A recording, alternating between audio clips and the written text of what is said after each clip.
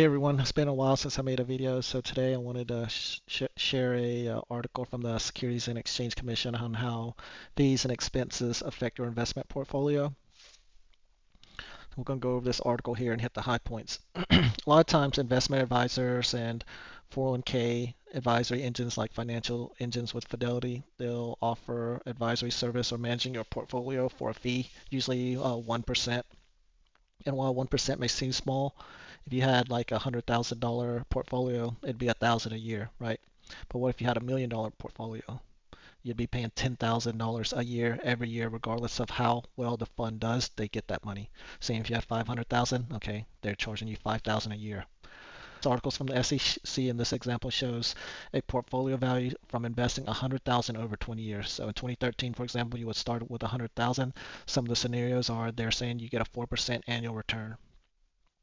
So over 20 years, in 2033, you would have 210,000.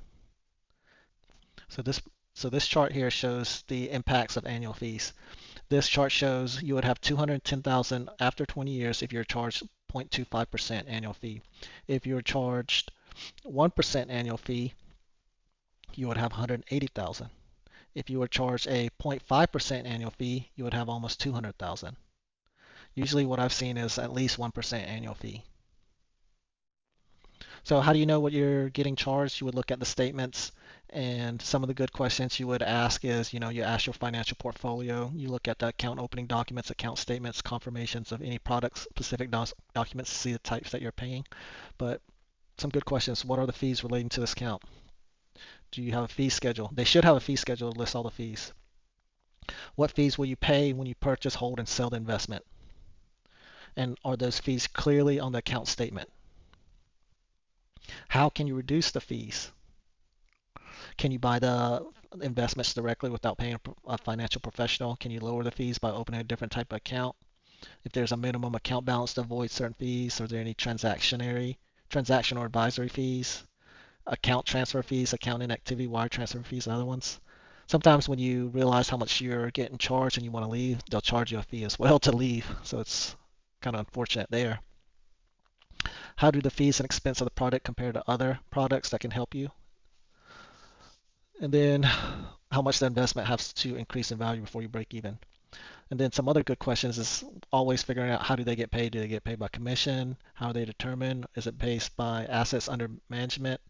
And what those percentages are. So what type of fees are there? There's transaction fees and ongoing fees. Transaction fees are charged each time you enter a transaction, so when you buy or sell. Then ongoing fees is usually annual fees, or they take it quarterly, and they're ongoing fees based on how much you have in your account. And some places they do both. They'll sell you load fund fees where you have to pay when you enter or when you sell, and they do assets under management fees. So this chart here shows illustration of ongoing fees over 20 years. So same thing, you start with 100,000 in 20 years. If you were able to invest everything and not basically be charged a fee, you would have 220,000. However, if there's a 4% annual return, that's the scenario they gave, minus a 1% annual fee, you're only left with about 180,000. This 180,000 to roughly, I don't know what that is, like 250,000, that's the cost of the ongoing fee that they're illustrating. If you didn't have that, plus you had this return here, your total, if you were not charging any fees, you would have 220. So you can see the difference on how much ongoing fees account for your portfolio. And this is only 100,000. Most people are going to have more than that. Well, I don't know about most, but a lot of people are going to have more than that. Imagine if it's, a couple 100,000, 500,000, 1 million. Imagine how much more that would be. So some examples of transaction fees: commission. You pay a commission when you buy or sell a stock to a financial professional. Markups. If they sell you securities out of their inventory and they're the principal, they can mark it up and charge you a little bit more so they can be compensated. That's called markup. There's also sales loads. Some mutual funds charge a fee called a sales load. It's similar to commission. It compensates the financial professional for selling the mutual fund to you. Some of these financial professionals are not true fiduciaries. They're salespeople. Fiduciary acts in your own best interest. Sales professional, they just want to sell to, make their money. Then you have surrender charges if you sign up for an annuity and you don't complete the terms of that annuity and you want to get your money back, you have to pay a surrender charge, a few percent. It's detailed in the annuities contract that you signed. And then ongoing fees, those are called advisor fees. Sometimes they call it AUM, assets under management. So if you have 200,000, for example, you give to a professional, they're charging you 2,000 a year, regardless if it does well or not. They automatically get that 2,000. If you give them 200,000, goes down to 190, okay, they get 190. If you give them 200,000, it goes to 250, they get, if it's 1%, they get 2,500. Then annual operating expenses, whatever they buy, there's also a charge in there they usually call it expense ratio. And let's say you buy, I don't know, whatever fund it is, there's also a fee inside of that. So fees can add up. Then 401k fees, there's operating administrating fees. You'll usually see this quarterly in your statements that shows you, they call it maybe a bookkeeping fee or an administrative fee. And then annual annuity fees.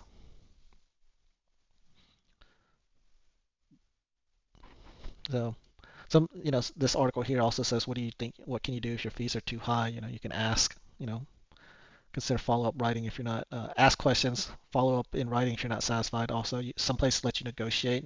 If you have so much in assets, they give you a break. After you hit a certain threshold limit, the percentage of the fees go down. And then shop around.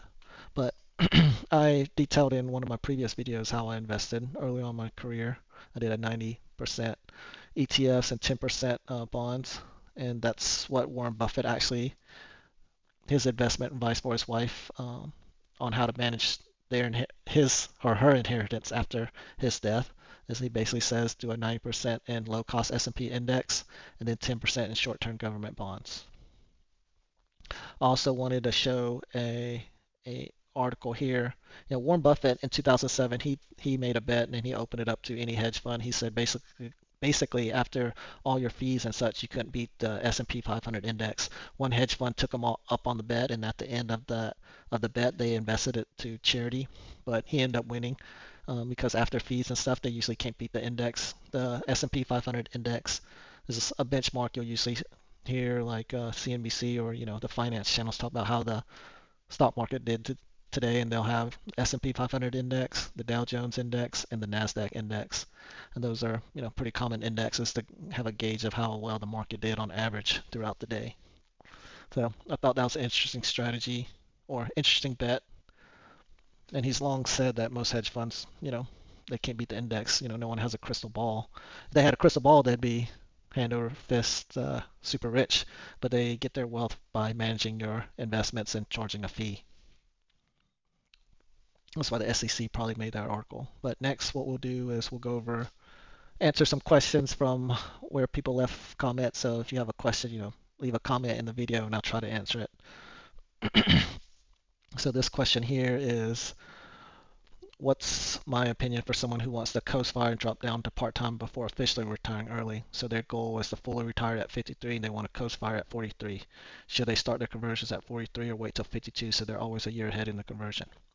So the first part of this question is coast fire. What coast fire means is you do the bulk of your investing early on in your career, and then at 43 in this person's scenario, they're going to stop investing and they're going to take a part-time, basically less work hours, less stress, and coast fire. So they'll stop investing pretty much most, if not all of it, and they're basically just working enough for their expenses.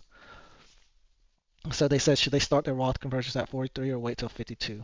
So to answer that first part of the question is you want to look at the tax bracket that they'll be in. How much do they have in pre-tax accounts that they're converting into Roth? And then you want to stay within certain tax brackets. How much are you willing to pay? And that'd be the best way to answer that question without knowing how much is in the pre-tax account versus how much the Roth is and how much they need. It's hard to gauge, but what you would want to do is by year 5 or year 6, you want to have enough in the Roth that you could pull out to sustain whatever you need to do. You also want to look at how much taxes you have, how much tax that you have to pay to do the conversions, and how much income you're currently bringing when you're working part-time, because you want to take take advantage of the tax bracket and manage your taxes. Also, what you want to do is you want to look at the RMDs, required minimum distributions, that happen around 70 and a half, 71 years old, to see how that's going to affect like how much you're going to have. So there's some projections that's going to be required to better answer the question, so you can maximize that. The second part of the question says, should they wait to their 52 so they're always 1 year of accessing their conversion? To access the conversion that you did, you need to wait 5 years before you can access a Roth conversion. So you want to, depending on how much you have and how much principal's in your Roth, what you want to think about is, do I even need to access that at year one? Or have I been investing in my Roth all these years where I can touch the principal of the Roth if you need a withdrawal?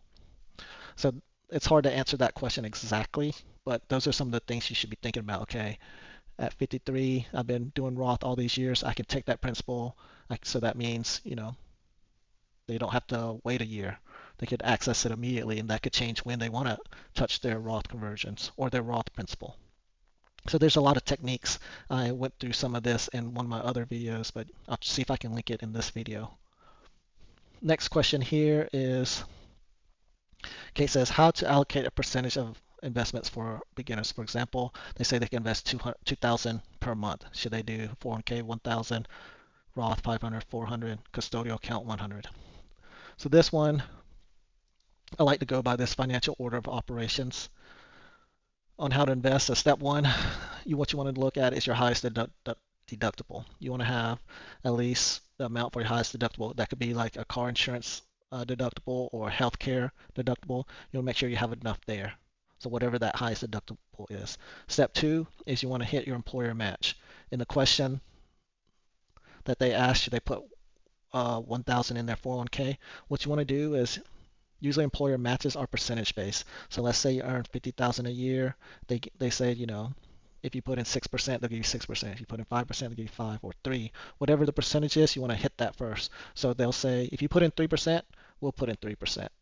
So you want to do it based on percentage of your salary. That's how it works. You want to get that match, because that's basically doubling your money. They're saying you do this, we'll give you this. So basically you just doubled your money. You want to do that. Step three, you want to take care of any high interest debt.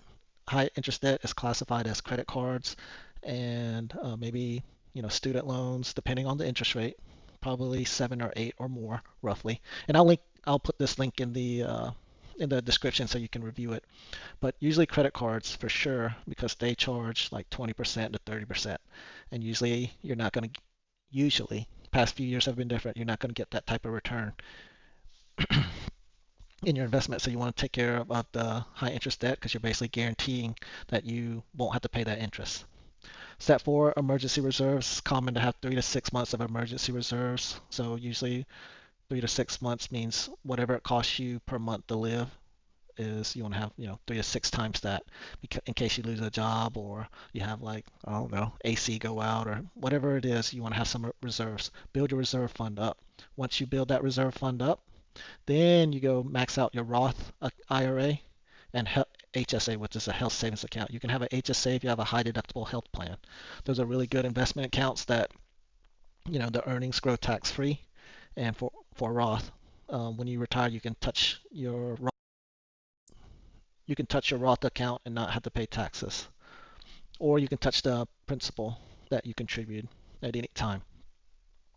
Health savings account, that one's also a tax advantage type account where you can pay for your medical expenses, and it gets to grow tax free, and you get a break on taxes, on your income taxes, if you invest in an HSA.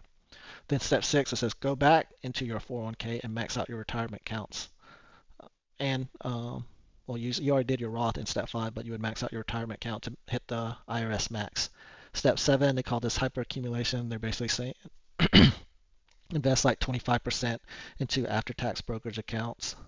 Then step eight, Kate had asked about college expenses. They say to, save for yourself first, then do college, because it's like putting the oxygen mask on first for yourself if you're in an airplane. You want to make sure you're accounted for before you can pay for college.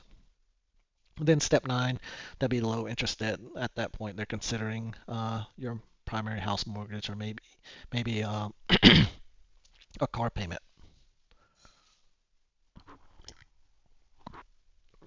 You're considering a car payment if you follow their rules of this person, 20% down, 3-year loan, 8% of your gross income. If it's in that ratio, then they'll consider that part of your low interest debt. So those are the answer for the questions so far. If you have a question you want me to try to answer, leave it in the comments and below. Like and subscribe. Thanks.